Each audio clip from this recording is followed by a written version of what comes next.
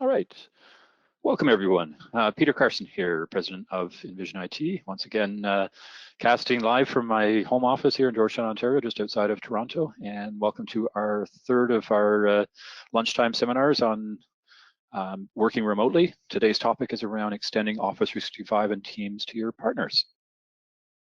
So I'll skip over the intro. We've got these decks being uploaded up onto the site, so you can get all the contact detail from there. I do want to do a little background. I didn't do this the other 2 days on our product side of the business, Extranet User Manager. Today's not a pitch. I don't want to be perceived that way, but it is very much a area that we focus on. We've been working for 10 plus years in this area of how do you share content with people external to your organization. Technologies like Extranets for doing that. Typically SharePoint and Office 365 is where we've got most of our experience, but not exclusive to that. So we're going to be talking about what you can do out of the box, as well as how we extend that from that point of view. This is a video that I did actually almost around this time last year, the SharePoint Conference 2019. Stephen Rice in the center, Mark Cashman on the right, two of the folks on the SharePoint and OneDrive team responsible for the external sharing. So we're going to be talking about a number of the features that they have here. And if you're interested, it's an interesting interview that we did at the conference last year, just talking about what Mark Cashman coined as structured and unstructured extranets. And I like the phrase. It makes a lot of sense for our business, and we've kind of captured what he's coined there going forward. So a quick agenda of what we want to go over today.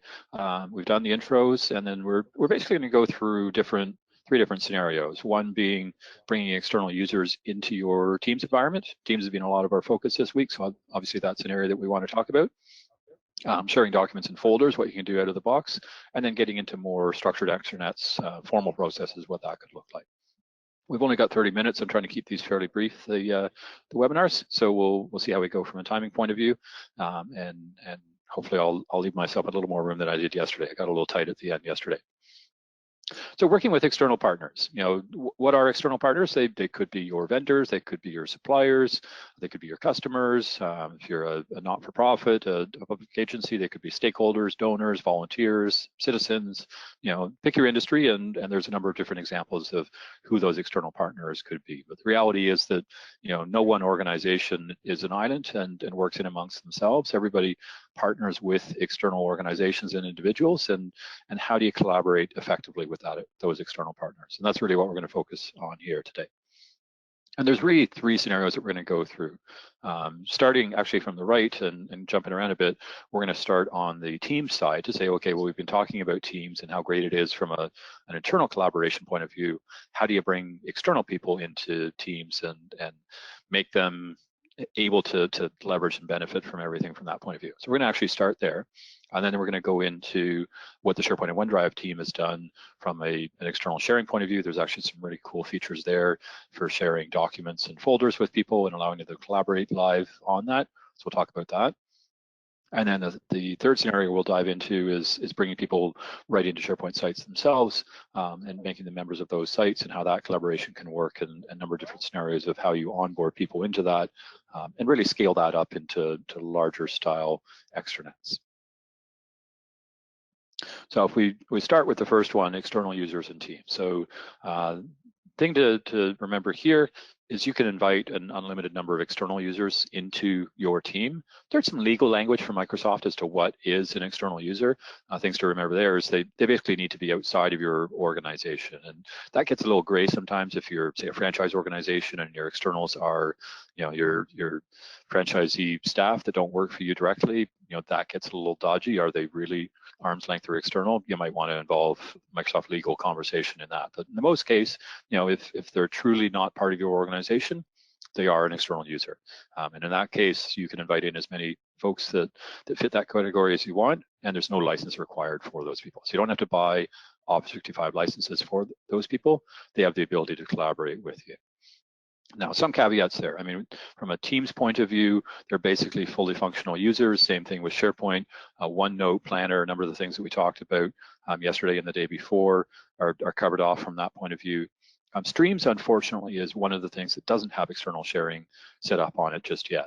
They are working on it. It's definitely something in user voice that everybody's asking for, and Microsoft knows about that. They just haven't released features for that just yet. And there are other products as part of Office 365 that have their own individual license requirements around that. But from the core collaboration scenarios that we were talking about, really the Teams, SharePoint, OneNote, Planner, those are all fine from an external point of view. And basically when those external users come in, when they're signing in to your Teams or to your SharePoint or your Planner, there's sort of three options that they're going to experience. If they already use Office 365 themselves, they can use their own credentials. Or even if they have a personal Microsoft account, they use those credentials. So they don't need to create a password on your site, manage another identity. It's all done with credentials that they already own and manage. I'm still in preview, but I like this feature is federation to Google as well. So if the people that you're collaborating with have Gmail accounts, they can actually bring those credentials in and basically log in with their Google identity into Office 365. If you don't have either of those two things, I recommend that you turn on another preview feature, which is called one-time passcode. What this means is when somebody goes to sign in, each time they have to sign in, they get an email with a passcode that they can then enter in. So they get that code from their email, put it in basically like a password, and then they're into Office 365 from there. You can set it up so that it doesn't force them to do that every time they come in. They can have a cache browser session that lets them hang on to that, say for 14 days. So, it's not every single time they have to go through that process.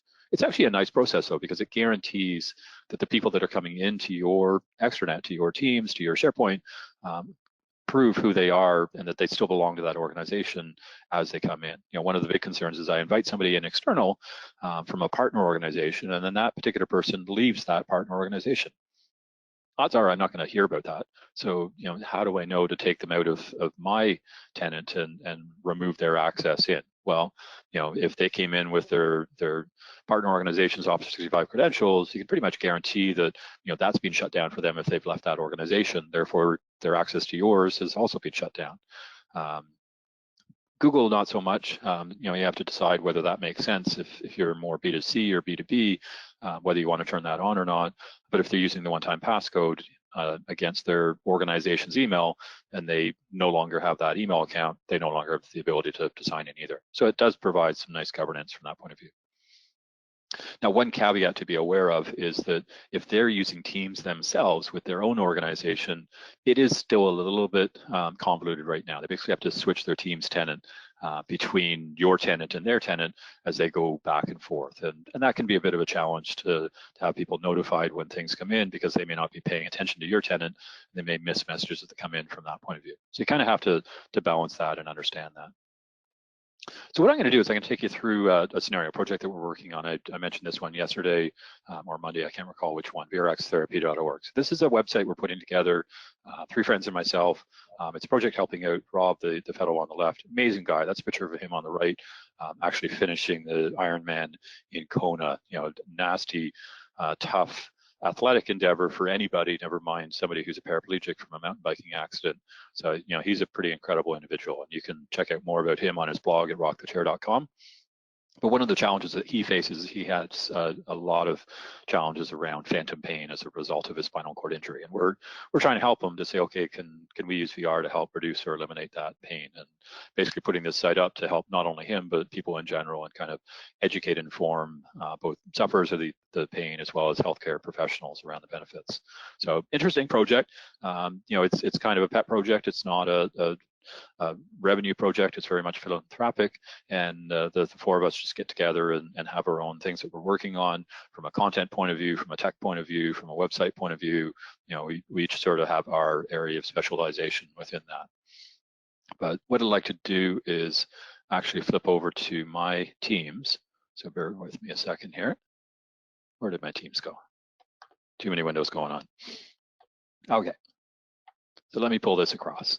So I showed you this view yesterday of how we organize our teams, and that we've got basically teams for functional areas within Envision IT, and then we've got channels within that for topics. And then what we do is we create teams for each client, and we're treating VRX Therapy like a client, even though they're not billable. And then we have channels for different aspects of what we're working on in there. And what I've done, if I come over here into my managed team, as we can see in the members and guests here, we have a combination of both internal and external people. So we've got folks from Envision IT like Devraj, Alina, Kate that are working on the project, Dinesh, who's our Director of Development, Tom on the technical team. But then we've also got external people like Rick and Rob that are part of the project team itself. So we've invited them in as guests, and we can see the guest icon in here, and they're actually able to participate in the team just like us through here. So when we come back to things that we're doing on the website and such, we can have chats back and forth. For the most part, these conversations are internal because we're using this as our own internal project management. But if we need to bring Rob or Rick into those conversations, we can very easily just mention them through here. I just say @Robert. Oops, I don't need all caps there. As a guest, and I can actually start a conversation with him and he'll get notified from there. The challenge in here is that you can see right now I'm in the Envision IT tenant. I have a number of other tenants that I belong to. In fact, we have one with Rob for the project side of it in Office 365 as well. So it gets a little confusing. We have a team for what we're doing in Envision IT, and then we have a teams on the client side as well. And if Rob starts talking to me through the VR neuroplasticity one, and I'm not in that tenant in my teams, then I won't get notified that that's coming through. I'll eventually get an email notification saying, hey, you missed something, but it is a little cumbersome to have to task switch back and forth. What I generally do to address that is I come over into my browser. Let me just launch up in here, and I can launch the Teams client out.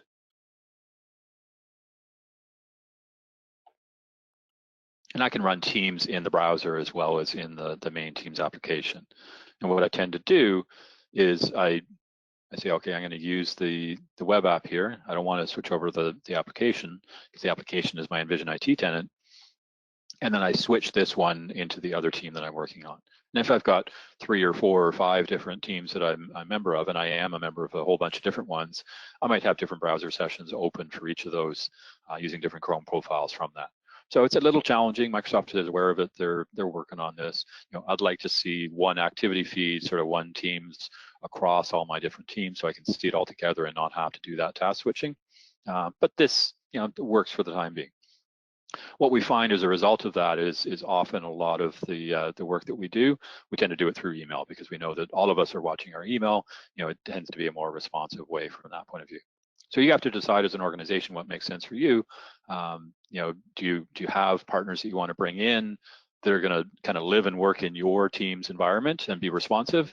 Then that's a great way of going. If they're heavily using Teams themselves in their own organization and yours is in other teams that they have to keep an eye on, just be aware that there could be challenges from that point of view. So let's take the second scenario. We're going to go to the one on the left, which is sharing of documents and folders with your partners, typically through email. I mean, it could be through Teams messages as well, and the Teams sharing features are now lit up, or sorry, the sharing features are now lit up in Teams as well. So that's nice to see. So let's go through a couple of scenarios there. So when you're in not just SharePoint, really any of the Office areas, and you go to share a document. So I could be in Word or Excel or PowerPoint. I could be in Teams. I could be in a SharePoint site. I could even be in my File Explorer on my desktop. And I say I want to share, I get these dialogues that come up. And there's a number of choices that I can do through there. I can say, okay, I want to share with anyone who has the link, specific people with existing access, people within my organization, and I can define, are they allowed to edit it or not? Is there expiration in there? What does that look like from there? And all those different scenarios, we don't have time today to go through them all. I cover them in some previous webinars. You can control which of those you're allowed to do on which sites. You may not want to do the anyone with link across all of your sites, because what that means is, when you share that link with somebody, they can share it with anybody else that they choose to. As long as you get that link, doesn't matter who you got it from, you're able to access that content. And that can be kind of scary from some scenarios point of view. It can also be really powerful from others from that perspective. But this ability to easily share those documents through whatever interface works really well from that perspective. There's also another feature that they just released in the last 6 months or so called request files. So rather than sending somebody a file, you say, hey, I want to collect files from a bunch of people. So you can basically create a request, it creates a folder, you email that out, you message it out to anybody that wants to send those files in. The uploaders can only see their content, but it's a single link that can be used for everybody. In fact, you could even publish this link, say on your website, if you wanted people to drop files off. It is private and confidential to each person that's uploading, and only you as the person that's requesting it or anybody has access to the destination gets to see what they're putting in from there. So that's a pretty cool feature. So as I mentioned, that sharing that we were showing before, isn't applicable just in SharePoint. It shows up in Teams as well now. So that ability to just click on a file, go share, and away you go from there. In fact, if I go to my Windows Explorer for a second here, let me just bring that up on a different browser. Bear with me a second. I'm kind of going on the fly for these things here. So let's say, sorry, I just want to get to an appropriate folder and then I'll bring it across. So here I've got the folder that I've synced from my SharePoint Online onto my local file system for these presentations that I'm delivering themselves. Let's say I wanted to share this PowerPoint out with somebody. I can just right click on it, hit share, and it'll bring that same dialog up for me. Whether I do that in the browser, here in my Windows Explorer, in Teams, in Word, Excel, and I can make those choices of how I want to share that, whether I want them to edit, even if I want to block downloads on it, expire it, all those sorts of things are managed through that interface. And Microsoft's done a nice job of providing that common interface across all the different scenarios. So this idea of expiring external access, this is an important one. And you can set policies at the IT level to say, hey, the max expiry people can put on is, let's say, 30 days or 60 days, so that those links don't live forever. You've shared something out for a specific purpose. What's the lifetime of that purpose? And let's set a boundary on the end of that so that the system basically cleans itself up and removes those links once that expiry time comes along. Now, if you get close to that, you can actually extend that to say, hey, I've sent this out to this person, they've only got 5 days left. I want to extend that for another 30 days because this is taking a little longer than we expected, and I want to give them some breathing room to be able to do that. So we've covered the left and the right scenarios. Let's go into the center scenario, which is I want to share more structured and more formally, maybe with a larger set of external users. And we often get asked, what would you use when? Well, the external sharing that I just showed you, the ability to share individual documents, individual folders, works really well when you're sharing with a few people. And we recommend it. Even if you buy our product and you're using it from a structured, more formal extranet that we'll talk about in a minute, where you still need to do those sort of ad hoc sharing with a couple of people, I still encourage you to use the external sharing features. Microsoft's done a really good job pulling that together. Things like the co-authoring on the documents that I showed you on Monday, that works through that external sharing. It's a really powerful way of working. In fact, I've got a big presentation for a client on Friday, been working hard with the solution architects on the client side. All last week, all this week, we've been co-authoring on the shared document through there. And that process has tremendously helped us working together and not having multiple versions of that same document. It's really good to eliminate shadow IT as well. If people are using, don't want to call names, but say Dropbox or Box or Secure Share, or different ways to share documents. Why are you paying for those external services? You probably don't have governance over them if people are just opening accounts with their P card or expense card. You want to bring that in. You already have these features in Office 365. You might as well leverage them. And as I said before, it could just be SharePoint that you're sharing, or you could be bringing people right into the whole Teams environment. Now, when that scales up and you get more formal and bigger, that's where our product can come in, and I'm going to talk about some things you can do out of the box from Microsoft and some of the add-on products that they have as well. And basically, when you're sharing with many people, and basically you want to do some things like self-service, where people can self-register, you want to delegate out to the business owners and manage and scale that on a bigger way. Or maybe you want to link it into line of business processes and automation. That's where the more formal structured extranets come in from that perspective. So let's take you through a couple of scenarios. So actually, I'm going to flip for a second over into the browser again. And let me come to the home site for the VRX therapy. So that project that I was just talking about that we're sharing out. So what we've done here is we've got the SharePoint site. We're keeping all our content in here. Quick side note on the stream side. So we're using streams to record our calls, but I mentioned external sharing doesn't work in Streams. So what we do is we download it from Streams and we upload it into the SharePoint document library. So, you know, Rob, Rick, Jim, Mike, they all have access to this SharePoint site. They can still watch those videos from that point of view. It would be nice if we could just share the Streams link out. Hoping to see that soon from the Microsoft team, but this is a nice workaround for the time being. And what we've got on the right here is part of our Extranet User Manager product. And it's basically a web part that gets added in on the site, allows you to easily manage the users in this site. Now you can do this with out-of-the-box SharePoint as well. I can just come up into the permissions and just start adding people in through there. That works well too. I'll explain in a minute what we add to that. But this add user here feature just allows me to quickly add people in and easily extends that from that perspective. So let's have a look at what that looks like. So we can come in through that one of email invitation into Office 365, or you can actually do a bulk import. We support loading up an Excel file. So say you've got a project team with 45 people on it that you want to bring in, you don't want to do it one at a time. You can basically populate an Excel, import it in, and everybody will get their email invitations and come in from there. So you can see how that starts to scale when we get larger numbers of users. Now, we also have a feature in here, if I come back to the web part for a second, where we can do what's called registration links. So basically, we can make a link like this that I can copy, and it's got a weird, letters and numbers at the end of it, makes it hard to guess, and you can basically email that out to people.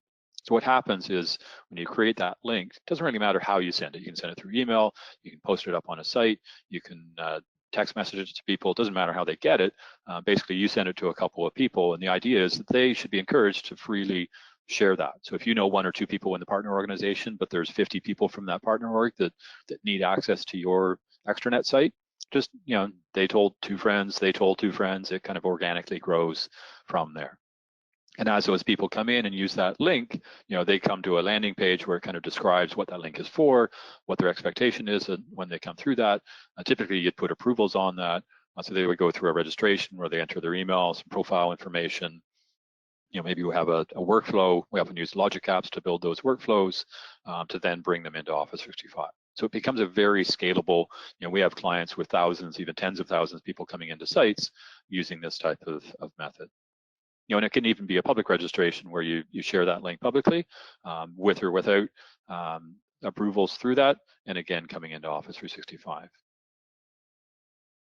Now, I mentioned you don't need to use our product to do this. Microsoft has a preview feature called Entitlement Manager. You do need to be licensed for Azure AD P2. I mentioned all the various different licensing seminars in yesterday's webinar. There's lots of different options in there. But basically, it has a concept called access packages. This actually gets more sophisticated than what we do with Extranet User Manager, but you can build out a package that defines what access people have, and then you can build approval workflows around that. And there's a whole portal people can come to sign up and access those packages. So check that out. That's another option. If you're already licensed for P2, you can certainly benefit and leverage it from that perspective. I want to take you through a couple of case studies though, and I'm going to go fairly quickly through these, mindful of time. The first is for March of Dimes Canada. You can see this site if you go to afterstroke.marchofdimes.ca. And basically, the purpose of this site, much like the VRX therapy one that I was talking about earlier, is intended to help stroke survivors, caregivers, and healthcare providers in that scenario. And we want to make a digital community. We want it to be very open. So there's not any approvals on this. Everybody can come in, self-register. We ask you to profile yourself, so it takes you through a number of different steps to identify, which role you fall into, what things you're interested in, and build out your profile from that point of view. We initially launched it back in August 2018. We recently updated it to our new version of Extranet User Manager. It's got the simplified login. It avoids confusion that people can go through a common sign-in and registration flow. In fact, if you want to try that flow out, I'd encourage you not to go to the March of Dimes just to experiment and play. What I'd encourage you to do is to go to our extranetusermanager.com website. There's a test drive here. You can basically go through that experience. You can try out this quick path.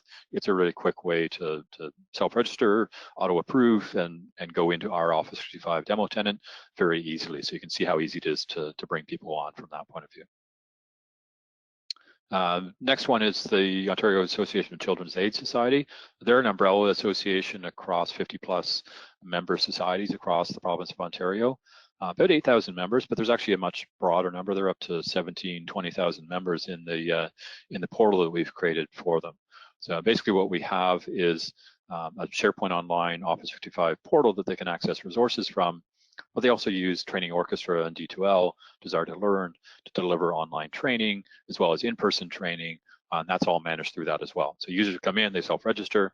We actually have an auto approval that says, hey, if your email domain matches one of those 50 plus member societies, we know you work for them, we're just going to auto approve you. So we were onboarding 500 plus users a day, net users into there. We track all that into their Salesforce as well. So it's become a really valuable data repository of all the users that are coming in from all those various different societies.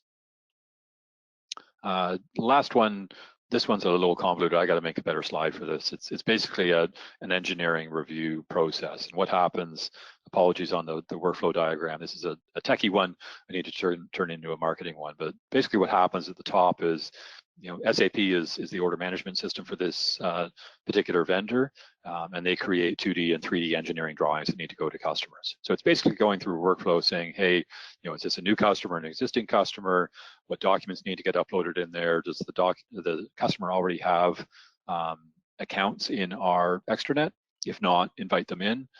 Does a technical sales engineer need to review that before it goes to the customer? What's the approval for the customer? And then ultimately update SAP to say, hey, that's ready to go to manufacturing. And we can ship that out because it's all approved on the customer side. So a fairly complex workflow integrated in with SAP, with their Office 365, tied it all together with approval workflows with the customers and such. So you can see you can build out some pretty customized line of business applications as part of that. So we're almost at the half-hour mark. I'm just going to recap and kind of circle back from there. So 3 different scenarios to think about. On the right-hand side, you can invite external users right into your teams. They can be full-fledged members of teams. They can do most things in there, not all. So check out the different Office 365 products that you're using from their external sharing rights. But Teams, SharePoint, OneNote, Planner, no issue there. On the left-hand side, if you've just got sort of ad hoc documents or folders of documents that you want to share and collaborate with external people, use the out-of-the-box features. That works really well. If you've got a more formal extranet, you're dealing with larger numbers of users, self-registrations, approval workflows, things like that. Have a look at our Extranet User Manager product. Have a look at what Microsoft does with their access management and entitlement management stuff, and SharePoint is part of that as well. So a number of different scenarios to look at through there. I didn't update my upcoming events. Sorry, that's the wrong slide there, but I will flip back, see if we've got any questions there, and go back from there. So Logan, Amanda, anything that I've missed from a questions point of view? No, I think we're all set, Peter. Awesome. Well, there we go. Thanks for tuning in for the series, and stay safe, everybody. Let's ride this one out and work safely remotely. Take care. Have a great rest of your day.